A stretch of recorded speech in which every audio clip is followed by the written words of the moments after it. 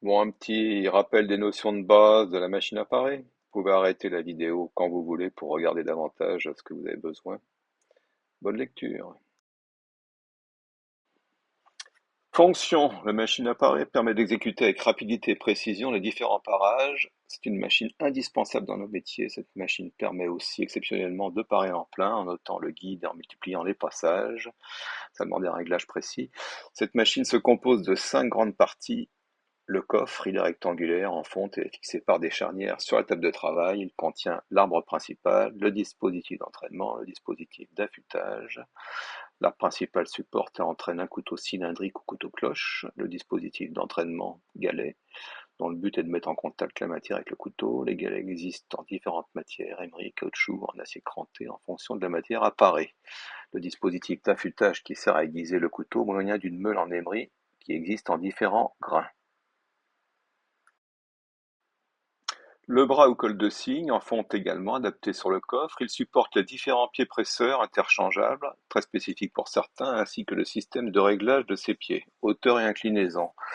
Le moteur et l'embrayage, organe d'entraînement de la machine, ils se composent d'un train de 3 poulies, d'un moteur électrique, d'une pédale et d'un bras d'embrayage.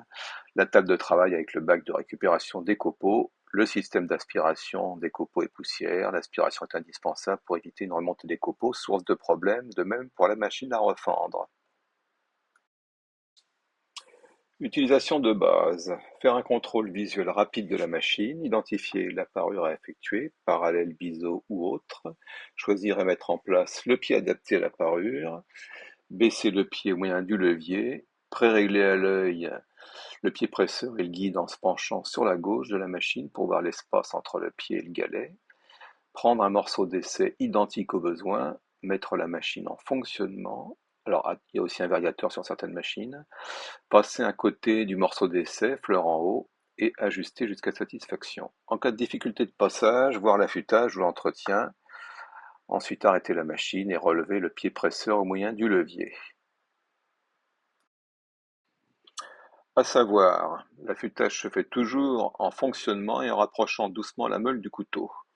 Pour les cuirs secs et durs, il est possible de laisser fonctionner l'affûtage. Pour un résultat très précis en fonction des épaisseurs de matière, il convient de vérifier et régler l'avance du couteau et la tension des ressorts. Attention, avant d'arrêter la machine, toujours désengager la meule. Le pied presseur ne doit jamais être en contact avec le galet d'entraînement, surtout si dans l'émery. Maintenance courante, affûter régulièrement le couteau, décrasser la meule, contrôler le galet d'entraînement, vider le bac, nettoyer la machine, dans la grille d'aspiration, au niveau de l'aspiration. Contrôler régulièrement l'état d'usure du couteau, galet, meule, décrasse-meule. Il peut être utile d'avoir une cour d'entraînement en secours, ainsi qu'un galet des fusibles, et bien entendu une meule. Bon, un couteau c'est plus rare. Alors les vues, bon, de côté pour faire les réglages, vue de face. Alors le scotch c'est pour empêcher les élèves de toucher au couteau. Le levier de dégagement du pied qu'il faut toujours remonter quand on a fini pour pas écraser le ressort. La vis de réglage de la descente, bon qui est crantée, hein. En haut il y a des petits crans. Le ressort pour enlever les pieds. Les différents pieds, bon là les plus simples évidemment c'est ceux que vous voyez sur l'illustration en général. Le dispositif d'approche de la meule pour affûter le couteau. Le couteau cloche, bon la forme d'une cloche, ça dure quand même assez longtemps. Un galet, voilà, différentes matières. Bon, ceux-là, il n'y a pas de risque avec ceux qui sont en caoutchouc. Le guide,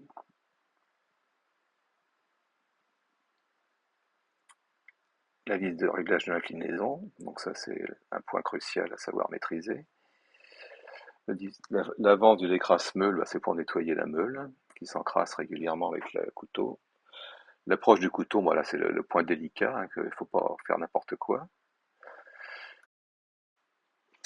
Alors le crochet, ne pas oublier de le débloquer et le rebloquer pour avoir quelque chose de stable. Le galet, un couteau, vu de plus près. Là, bon, bah, c'est la vue pour une parure parallèle que vous verrez plus loin dans la vidéo. Là, la même chose avec un biseau, avec du téflon. Là, c'est le volet. Bon, on voit la courroie d'ailleurs aussi qui passe sur une poulie. Les systèmes, on voit tous les ressorts aussi du bloc. Les différents types de pieds presseurs, sachant qu'on peut même faire des pieds presseurs sur mesure en fonction des besoins. Donc il y en a énormément. Il est indispensable de définir précisément les parures pour transmettre les instructions de parage et faire les documents de préparation. Les plus courants, c'est les parures en biseau. Alors on peut faire des abréviations, les parures parallèles, les parures en pince, c'est des biseaux très courts. D'autres types existent, évidemment, creux, gorge, rainure, goutte de suif, bombée. On peut mélanger tout ça, évidemment, en fonction, notamment pour la petite maroquinerie. Pour définir une parure, il faut indiquer le type, la largeur et l'épaisseur pour que les gens puissent comprendre. Voilà alors quelques exemples de définition de parure.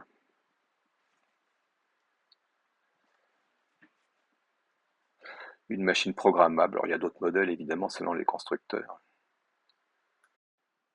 Alors, bien sûr, on va toujours à la machine à parer avec un comparateur, une règle, une paire de ciseaux, des essais pour faire ce qu'on a besoin de faire, pour pas avoir à se redéplacer 10 000 fois. Bien, le réglage de la machine à parer. Donc, votre machine à parer est composée d'un guide, entre autres, deux pieds presseurs que l'on peut changer avec un axe.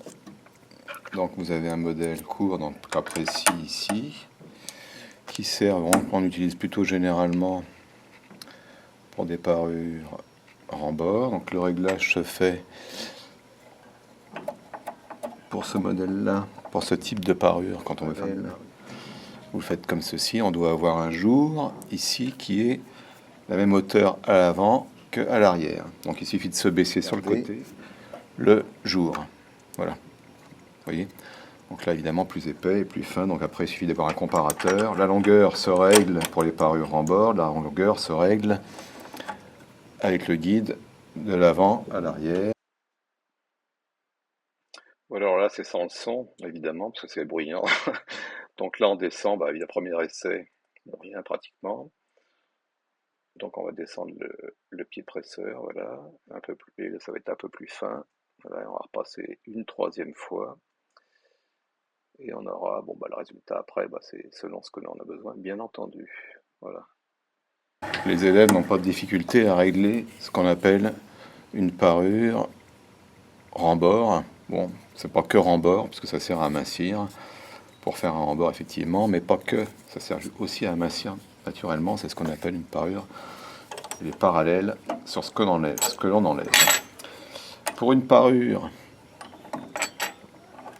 en biseau, et vous mettez un pied. Alors on peut faire évidemment la parure en biseau aussi bien avec un pied court qu'avec un pied long, mais je préfère qu'on utilise un pied. Alors là je prends un pied plus long et vous avez la vis d'inclinaison derrière la machine, hein, qui fait que vous réglez évidemment en fonction de ce que l'on veut. Alors là j'ai envie de faire une enture. Donc pour une enture j'ai besoin d'un raccord fin à 0 de 20, donc je vais régler une pince, une longueur, où je descends mon talon qui est ici à fleur. Ensuite j'amène mon guide à l'aplomb de l'axe. L'aplomb de l'axe, c'est-à-dire que la pointe ici va sous l'axe du rond. Voilà. Vous serrez votre guide, vous vous penchez pour contrôler, évidemment, et voilà. Et vous avez bien une pente ici. Vous faites un essai, donc là je vais prendre l'autre côté. Donc avant. Alors pareil, on va procéder par différents passages jusqu'à obtenir le bon résultat. Donc là c'est un petit peu court, on va descendre l'ensemble, ça va rallonger et amincir.